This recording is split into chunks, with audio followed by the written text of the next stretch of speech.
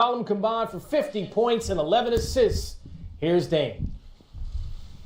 Dame, Kerry Eggers, Portland Tribune. The third quarter was yours again tonight. Did you make a concerted effort to make that happen after what happened in the first half? I mean, in the first half, we had the lead. So, I wasn't making shots, but I thought our execution was pretty good when we weren't turning the ball over. Our defense was solid. So I didn't feel the need to try to get overly aggressive in that first half once I saw how the game was going. But then in the third, I felt like that was the time where we needed to kind of hit the gas. Not playing great in the first half, them making shots, forcing turnovers, and we still had the lead. And we came out the locker room saying, turn it up, get more aggressive on offense, keep trusting each other, but let's tighten up on defense. And we did that, and I was able to get rolling on the offensive end. Brady Trantham, franchise OKC. Damian, Terry said he liked your guys' demeanor even after Game 3's loss, and then said you guys were very businesslike. What's gone into your confidence this whole series that you guys have been able to have that confidence? I think it was before this series started. We had CJ go down with an injury.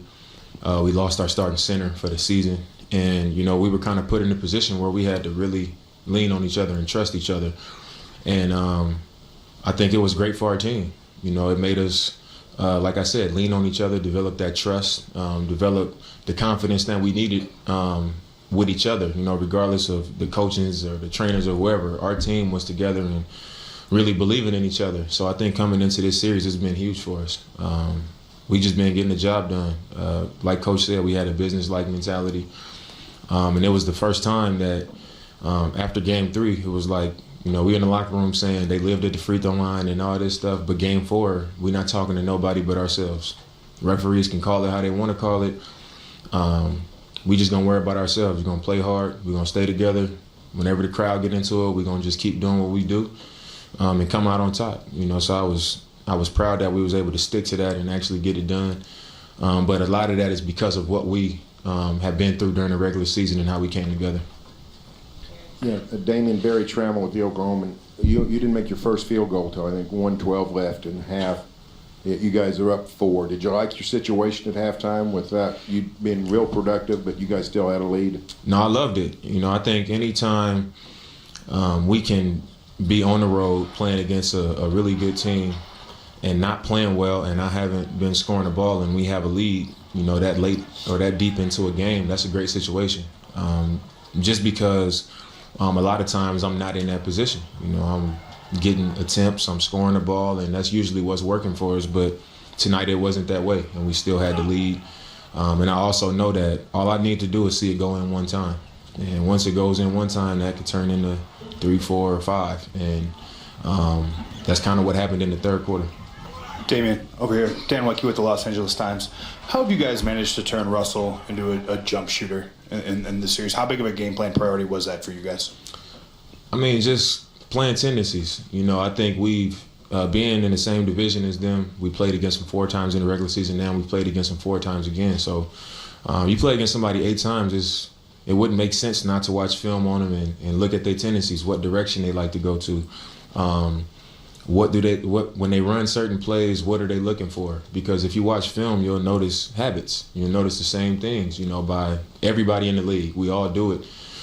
So I think we've just been sharp in that way, and it's kind of forcing guys into spots where they got to take jumpers. We sitting down in the stands and we playing defense, and mid-range jumpers, that's his shot.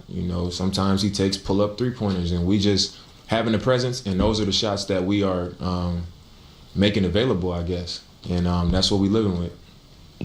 Damian, Casey Holdahl, Trailblazers.com. After kind of all the back and forth in Game 3 and kind of the histrionics as well, they kind of got off to a good start in the first quarter, and kind of some of that stuff started to percolate again.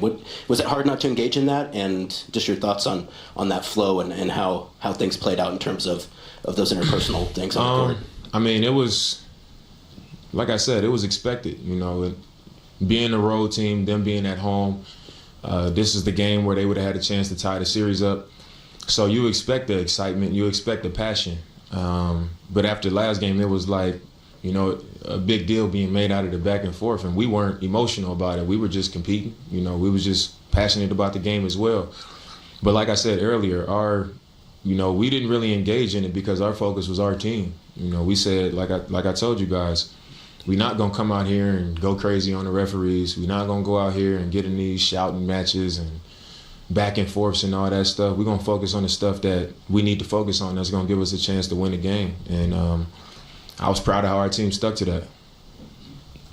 Matt Reynolds, CBS Sports Radio, Oklahoma City. Dame, coming into this playoffs, you guys obviously had the large losing streak over your heads. You had the injury to your starting center. CJ wasn't a bunch healthy. What's been the difference to this point in the series to be up 3-1 at this point when coming in you had a lot of doubters, and then obviously you guys have taken care of business to these first 4 games?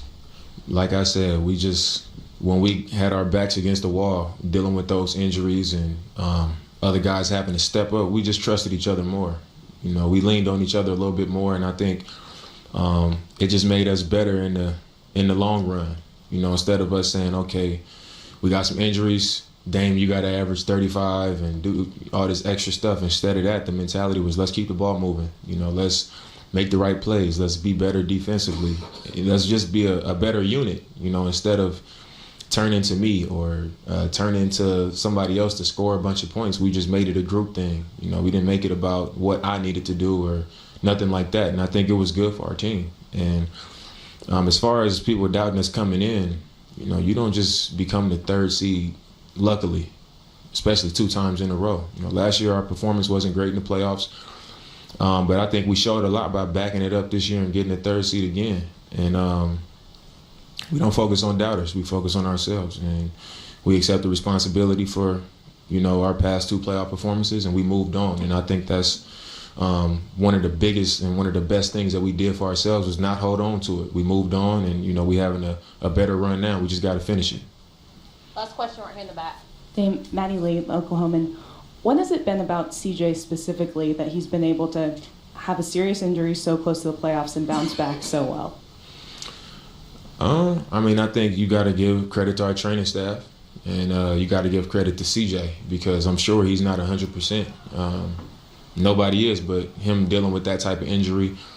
I was on the phone with him a lot, so I know he was doing 3 and 4 training sessions, and when it was time to get back on the court, he was pushing as hard as he could, just, you know, putting weight on it, moving at the speed that he was doing everything he needed to do, and then some, to make sure that he was ready before the playoffs started. So when the playoffs did start, he was able to really do what we needed him to do. So I think that's one of the special things about him. And then coming into the playoffs, just the mentality, you know, not allowing an injury that you just had to bother you mentally and still come out here and have the impact that he's had on our team. Thanks, Damian.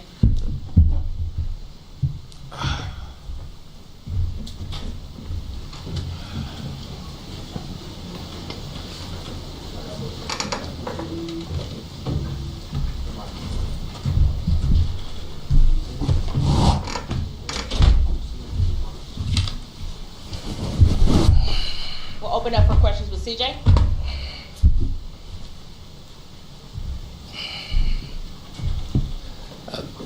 CJ, Brady Trantham, franchise OKC. Dame talked about how you guys didn't want to get in any shouting matches with the officials or the Thunder, and your coach talked about how he liked your guys' vibe even after the Game 3 loss. Has this been kind of different, going back to your experiences in other postseason series, just your interactions with the Thunder, and specifically how you guys have carried yourselves? Yeah, I think we're a lot more mature than we were in past years. We can handle adversity, understand what we wanted to accomplish tonight. We didn't want anything to get in the way. We didn't want anything to interfere with that.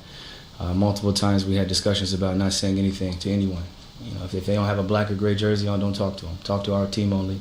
Don't talk to the refs. Don't talk to the other team. Execute our game plan, and let's get out of here with a win. And that was our mindset going into it. I think, you know, having gone through what we've gone through historically, we understand what we need to do, who we need to talk to, and how we need to execute.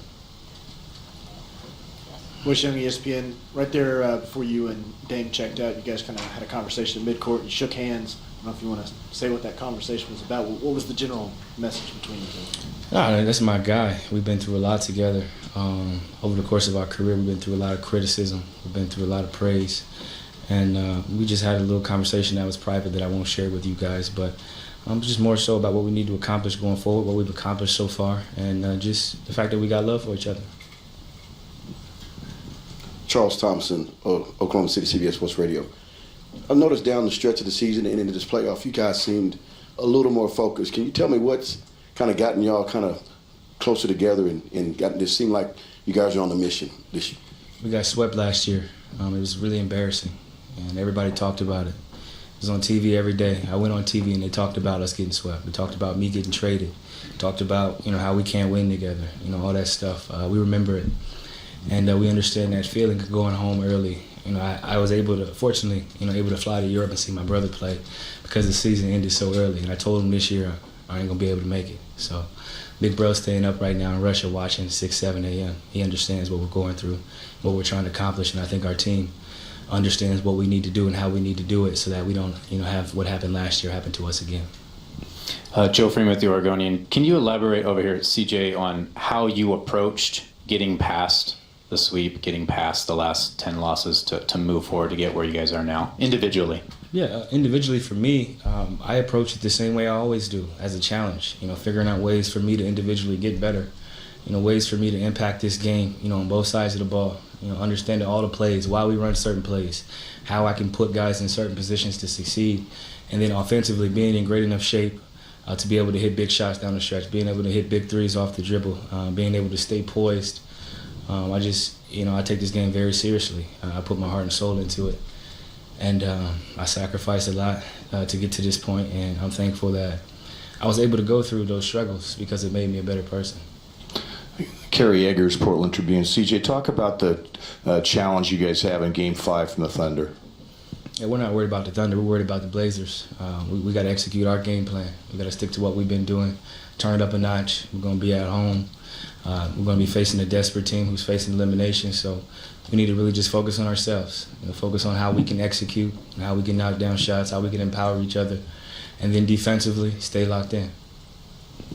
CJ, Casey Holdall, Trailblazers.com. Can you talk about Al Farouk's game tonight and just how important he was to the win? Self-proclaimed killer. He was big tonight. He hit a lot of shots for us. He was aggressive around the basket. Defensively, he was active. He rebounded. He contested shots. He was the glue guy that we needed and that we've yearned for. Throughout this season, Mo was great as well, but it's well deserved. He puts a lot of time in, working on his craft. He's gotten a lot better since his rookie season. And he's become a reliable three-point shooter for us and a guy who's super versatile, 6'9", 6'10", can do a little bit of everything. Any other questions? Thanks, CJ. Happy Easter. So let's start with what I think was the most poignant thing that CJ McCollum said there. It was the fact that we got swept last year. I went on TV. People laughed at me. I went to go visit my brother who's playing overseas. I told him, I'm not coming there. More importantly, they talked about trading him. They talked about trading Damian Lillard. They talked about trading him, getting him out. Maybe Damian needs a different type of, all-star to play with. Mm-hmm. So those things resonate with players. And people don't understand, man. Those things are personal. And if you have pride and you have character, you want to come back and you want to prove people wrong. And that's the thing about it, man. That's why you have to respect what he's done, what Damian Lillard, what Terry Stotts, and what the Portland Trail Blazers has done to the organization. They heard the noise, they listened, but instead of running away from it, they embraced it. Yeah. How did they embrace it? They came back and was the 3rd seed this year, and they earned it. And now they got OKC down 3-1, a team that, quite frankly, people thought could beat Portland. Here's Russell Westbrook and Paul George.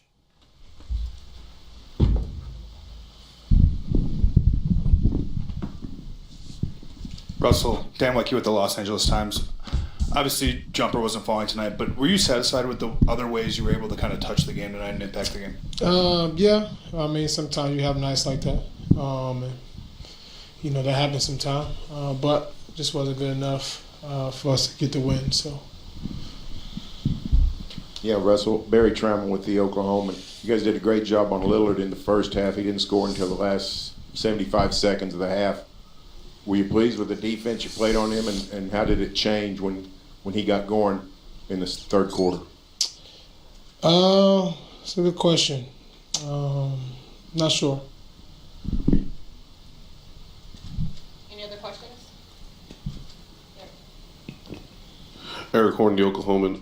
Paul, in that third quarter, it seemed like y'all were having some difficulty getting into the paint. I think Dennis might have scored the first points for y'all in the paint in the third quarter. What was happening there, whether it was on your side or the Blazers' defense, that was preventing you all from getting in the paint in the third? I mean, they just packed the paint. You know, they just packed the paint. That's how every team try to guard us, load up on us. Yeah, Russell, over your career, you've been down 3-1 in several series. You came back and won one of those in 14 against Memphis. What do you remember that it takes when you're down 3-1 to emotionally and mentally pull out a series like that? I really don't know. But Paul, similar question. Maddie Lee from the Oklahoman. What is the message to the team as you're headed back to Portland? I mean, honestly, regardless what the series is, it's always one game at a time. You play one game, and you leave everything in one game, and you go to the next one. So it makes no difference. We down 3-1, but we got to take it one game at a time, regardless. Royce Young, ESPN. Russ, I think you only had 3 shot attempts in the paint tonight. I know you talked a little bit about the way that they were packing the paint on you, but what's the best counter that you have when a team is defending you in such a way that takes away such a strength of your game? This wasn't taken away. I get deep paint anytime I want, but I always make the right play. So when I'm in deep paint, I find guys on the perimeter. Hit Steve-O. I got to do. My job is to make sure the guys get the basketball. I mean, I don't need to shoot a layup every single time, but I'm in the paint all game. So that's how it goes sometimes. Shot attempts is not the only thing that I can do to make sure I'm in the tee for the defense and kick out for open shots. AJ McCord, CBS Portland. Paul, what is the biggest thing you would like to see change between Game 3 and Game 4 as far as the stats go? What's the area you'd like to improve the most?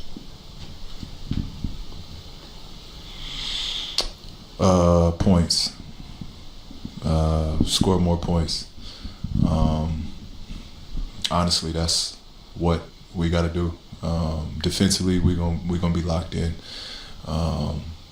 For us, it's just about rhythm. We'll get in the flow. We'll get in the rhythm.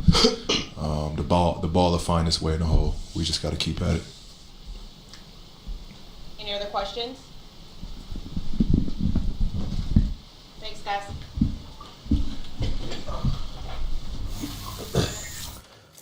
So, Sam, how do you feel about that press conference, Russell Westbrook? What press conference? What press conference? They didn't answer any questions.